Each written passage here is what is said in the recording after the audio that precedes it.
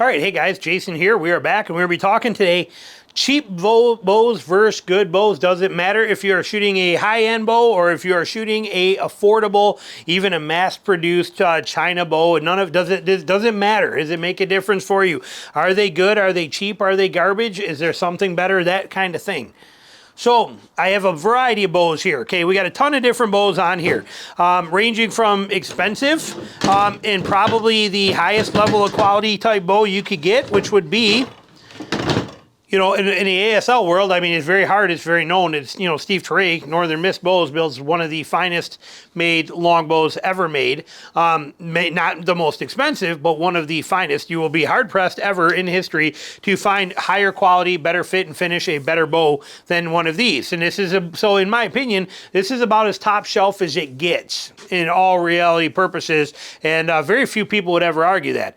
Does that mean that you need to have a bow on this kind of a level that's built this way to be able to hunt well? The answer is no, you do not. There are many options out there, but on the same note, does that mean that if you went out and bought one of these Black Hunter recurves or Black Hunter longbows or a Samick Sage or any of these knockoff versions of the Samick Sage, everybody builds one now, and this is a $120 bow. This is a $120 bow. Remember, custom recurves today can get up to $1,500 very quick and very easy. This is 10 times less expensive. Will this be a 10 times less bow? Okay, well, let's look at that. Let's dive into it before we, actually let's string that one up. Let's string this dude up. Keep in mind that anytime you buy a bow, period, under any circumstances, if you're shooting a recurve, you have to have a stringer. There is not anybody on the planet, in my opinion, that makes a better recurve stringer than Selway does. Okay, Selway makes these quivers, and they've made them for decades. Okay, and it says Selway right on it. But they use good, and the Selway ones use amazing rubber in it too. I would get the Selway ones rather than any knockoffs. They're stitched well, but you take this and you just stick it right over the limb of this, okay, over the lower limb. It's got a pocket built right into that. Okay, it's not a stringing video, but this is just simple. Okay, but you put that on there, and then this rubber cup allows you to bite anywhere you want on the limb. Any place you put it, when you put pressure on that string, it's gonna hold because of the rubber. Slide your string up, set it on there, it fits right between there perfectly. Everything about this system is pure brilliance. You hold that up as far as you can with your hand, and you step down on it, and then you can bring your limb tip or your string right up over the limb tip. Okay, it works that good. Same with unstringing it. But when we look at a bow like this, okay, the Samick Sage, right here, always check and make sure your knocks are on. When we look at something like this, is this still a viable bow? Is this a good bow? Could you hunt with this for the rest of your life? Could you use this regularly and will it work? Does it have enough power to hunt with, to shoot animals effectively? Yes. Okay, is it accurate? Yes. Is it as accurate as any of these other bows? Yes. Does it do everything that any other bow will do? Yes. Okay, so is it as pretty? No. But is it good enough? Yes. If you're going to paint it and clean it up and do stuff with it or whatever you want, will it do its job perfectly? And yes. Yes, yes, yes. Okay, it's beautiful too. You can actually run a flipper rest on here if you wanted to, right through there. You got 2 spots if you want to use like a quickie quiver or a compound quiver on this bow. You have them already from the factory that way, all for $100 and something. It is very hard to beat these bows. How durable are they? They take abuse like you would not believe. If you could see my daughter's version of this, okay, if you could see hers, this one is not hers. This was my son, so this one doesn't see a lot of wear. But my daughter has hers at her house, and if you could see that bow and see how scratched, beat, chipped, dinged, and what that thing has been through from so many years of bow fishing and getting beat up and wrecked and knocked around, it would blow your mind. And yet it shoots as good today as it did the day that she bought it. These are phenomenal bows. Now let's talk a little bit about why. Okay, well, let's look at some things that I brought out here. Let's look at this one here. We bought this. This was my son's bow. We bought this at a garage sale. Okay, I don't know anything about this bow. It's like an old Shakespeare, or I'm not sure what it is. It's a 45 pound at 52, and I don't know who makes this bow. Browning, or I'm not quite sure who it was that built this little bow. Okay, it's not a Bear. Very similar to a Bear, but this bow is quite old. And yet this bow, again, being used by a kid that, you know, got it when he was 10 years old and used it, you know, this thing was thrown around, beat up. We even painted it to get rid of some of that stuff, but this thing has been through the ringer. The glue used in it, the woods that were used in it, the way this thing is put together, this thing has done 50 years of being shot regularly, okay, being used and used and used, and it holds up flawlessly, okay. That's the beauty of these kind of bows. Same with this. This bow here, my Martin Mamba recurve was my first recurve I ever got. Okay, this bow is 30 years old right now. And it has been used a lot, and it has been put through a lot, and it's pretty beat up, but it does now I had to add these on. I actually had Starlight Archery put those in there for me for those to run a quickie quiver on it. But I mean, you can see, look at the glass even on this. I mean, this thing has been through a lot in its time that I used it. They're designed to hold up, and they're designed to work and just keep working and working and working. And the glues that we have today, the laminations that we have today, the things that we have today are far greater than what we had 30 years ago. So any bow that's built today is going to hold up very well. My wife's first recurve she got, a Martin Mamba Dreamweaver. Okay, she loved this bow when she saw it. Okay, and we had to have it, so we got it. Again, if you could see on those limbs the amount of abuse this bow has been put through. I mean, the sheer amount of, I mean, it almost feels like sandpaper on the side. I mean, this bow has been through so much, and it still functions absolutely perfect. Okay, again, bow fishing is very hard on bows. This was her bow fishing bow that she used. This thing has been beat up on aluminum boats and so much stuff, soaked in water his whole life. This thing has been destroyed on that level, yet they keep right on ticking. We also have my wife's other bow. This is her recurve, okay? Chris Brino, when he said, Chris builds these quivers, okay? These amazing, the grayling quivers.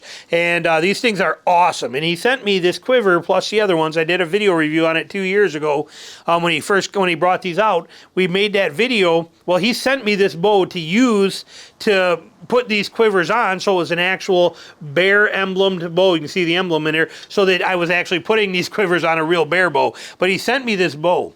And he sent me all the quivers. I did the reviews on the quivers, sent the quivers back to him. But when I had this setup, Tina saw this, and she's like, "Oh my God, I love that. I love the lines and the prettiness of that bow. I absolutely love it." And she said, "Is that a good bow?" I said, "It's an incredible bow. It's one of the best bows ever made. This bow has been out for so long and so proven. This is a Bear Grizzly. This is history in its making here. This is a level of bow that nothing modern can actually match today. There's a romance to this bow and a proof in this bow that makes it all that." She's like, "How much is it?" I'm like, "I don't know. They're probably $250, $300. I don't know. I'd have to look." She's like, "Oh, so they're junk." No.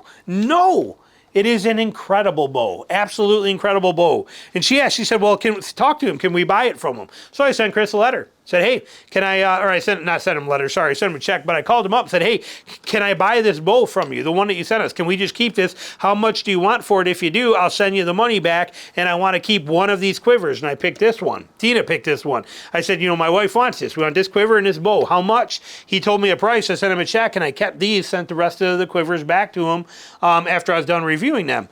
This bow is nothing short of pure flawlessness. Everything about it, yet it's a very affordable bow. And people today have that fear that, oh, that's more like a kid's bow. That's not going to have that much, that's too simple. I'm going to be a real bow hunter. I need to shoot a real bow. I'm going to be somebody someday, and I need to prove that I can shoot something, and I can't be seen walking around the woods with a Samick Sage. Okay, if I put this next to a 10-point buck, people are going to think that, I'm not really all that. Okay, we hear a lot of that. You see a lot of that kind of stuff.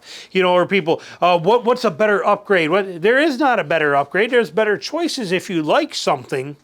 But don't for a second dismiss the simple bows that are out there. Now, I get it if you don't want to support China and you don't want to support that kind of stuff, and I'll never shoot one of them, and I'll never buy a Chinese tree stand, and I'll never, whatever works for you on that stuff. But what I'm telling you is a $120 bow today will perform flawlessly. They do an excellent job, and there is nothing wrong with them. And if I had a choice, this may sound weird to a lot of people, but I'm going to be honest with you. If I were going to Alaska, or I was going to Canada, or I was going anywhere that's away from my house where I can't be, I can't just run to my house to get one. If I was going somewhere and I had a choice to bring one bow, this one, which again, I'm using it because it's the most expensive bow I own, okay? But if I were to have a choice to bring one high-end bow with me of any make, model, whatever it was, let's just say this was a $1,500 recurve. If I had a choice to bring my $1,500 recurve or take one of these with 2 sets of limbs, what do you think I'm going to take? Let the reality sink in. If I was going on a hunt of a lifetime, Africa, whatever it was, I had a choice to bring one $1,500 bow or bring one $120 bow with another set of $60 limbs, I would take this in a heartbeat. Why? I'd have a backup set of limbs. Okay? Or I'd take 2 of these bows. I would rather take 2 of these on that hunt than 1 of that. Okay, the beauty of having backups is very important and that kind of stuff. Now, failures in a traditional bow today are very, very rare. Again, why? We have the quality of the glues, the laminations, the materials. They've all come a very long way. So we have that working for us in our advantages. So we very rarely hear of limbs coming apart, delams, things like that. They do happen. There are mistakes in some of these materials once in a while, but for the most part, they're rare. But I'm never going on a hunting trip without a backup, okay, on a backup bow. Even if I shot a compound, I would not go spend $40,000 or $10,000 on a hunting trip to go somewhere and not have a backup bow. It just wouldn't happen. So fortunately, I have backup bows of the same one, so I have that covered. But keep that in mind. If you're new to this and just getting into it, and you're at a phase of, well, I got to get a new bow, I got to get something, that's fine if you're hunting locally around the house, and I understand that. But realistically, if you don't have a backup bow, or something like this is a great backup option for you because they are cheap and they are functional. So let's say you are that guy who just has the this isn't, but a $1,500 recurve or a $900 recurve, your favorite bow in the world, that's it, and you can't afford a backup bow for it, but you're about to go on your first out-of-state hunt, buy one of these. They break down, they're simple, they're cheap, they're easy, they're functional, and they do not fail. They just last, and they do their job incredibly well. So does it matter what bow you shoot? No, today it does not. And it didn't even back then when everybody thought it did, because you had people out there with these that were this is a garage sale bow that we bought for $15. And this thing will outlive me. This thing will keep shooting for generations long after I'm gone, and it will do its job perfectly, without question, without fail, as will every single bow in this entire place that I have here. That's the reality I'm trying to get through to you. That's what I'm trying to make you understand. You do not have anything to prove with the bows you shoot. If you want expensive bows, buy them. You buy them for your own personal use. You buy them because you like them. You buy them because they make you feel good. You do not buy them because they offer something more than these don't. There will be comments down below. People will say, well, no, my custom bow's faster. It's smoother. It does this better. Maybe for somebody, I mean, that's like saying that Ping golf clubs are better than Callaway golf clubs. It is what it is. And to the person who's just starting golf or just getting into it or is going to it or has never swung a Ping golf club or a Callaway club, they don't know the difference. And it's not that big of a difference anyway. So I don't really, maybe I'm not wording that the right way, but do not rule these out.